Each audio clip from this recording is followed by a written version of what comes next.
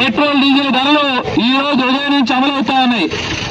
ఈ ధరల పెంపుదల రవాణా రంగంలో ఉన్నటువంటి మొత్తం కార్మిక వర్గం మీద పడటంతో పాటు ఈ దేశంలో ఉన్నటువంటి సామాన్య ప్రజలందరి మీద ఈ ధరల పెంపుదల ఉంటుంది. పెట్రోల్ డీజిల్ ఎంత పెద్ద మొత్తంలో ₹3.17 ₹3.27 పెంపుదల చేయటం అంటే, ఇంత పెద్ద మొత్తంలో పెట్రోల్ డీజిల్ ధరలు పెంచడం అంటే ప్రజలు తిండి తినేటువంటి ఆహార పదార్థాలు నిత్యావసర వస్తువుల దగ్గర నుంచి అన్ని రకాల ధరలన్నిటి మీద కూడా పెద్ద ఎత్తున ప్రభావం ఉండింది. ఇది మీరు ఎన్నికల ముందు, ఈ 5 రాష్ట్రాల ఎన్నికల ముందు మేము ధరలు పెంచమని చెప్పినటువంటి వాళ్ళు ఎన్నికలు అయిపోయిన వెంటనే మొన్న హైదరాబాద్ లో మోడీ గారు పాల్గొన్నటువంటి సభలో పొదుపు చేయడంలో భాగంగా పెద్ద పెద్ద నిర్మాణాలు ఆపుకోండి, విదేశీ ధనం మనకి అవసరము, బంగారం కొనొద్దు, లేదా అవసరాలు తగ్గించుకోండి అని చెప్పేసి అనేక మాటలు చెప్పారు. ఈ మాటలన్నిటి వెనకాల ఉండే పర్వము నిజ స్వరూపం ఏంటంటే, ఈ ధరలు పెంచడానికి ప్రజల్ని మానసికంగా సిద్ధం చేయటమే. ఈరోజు ఏదో అక్కడక్కడ కొన్ని రాష్ట్రాలు ముఖ్యమంత్రులు వాళ్ళు వీళ్ళు కొంత కాన్వాయ్ తగ్గించుకున్నా అని చెప్తున్నారు.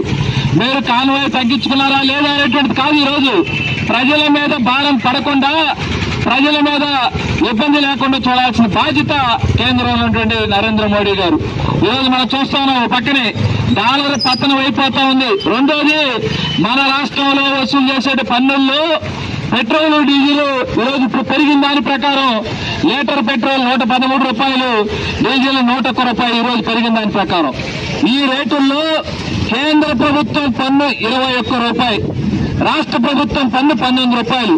అంటే ₹113 ఉన్నటువంటి పెట్రోల్ డీజిల్లో ₹40 మనం పన్ను కడతా ఉన్నాం. మీరు ఈరోజు యుద్ధం ప్రభావం వల్ల పెట్రోల్ డీజిల్ ధరలు అదుపు చేయలేకపోతున్నాం. ఒకవేళ పెట్రోల్ డీజిల్ ధరలు పెంచాల్సిన పరిస్థితి వస్తుంది అనుకుంటే మీరు కట్టించుకున్న పన్నులు తగ్గించాల్సిన అవసరం ఉంది. ₹40 పన్ను వసూలు చేస్తున్నప్పుడు కేంద్ర రాష్ట్ర ప్రభుత్వాలు మీరు ఎందుకు ప్రజల మీద భారం వేస్తున్నారని చెప్పేసి రోజు మేము అడుగుతా ఉన్నాం.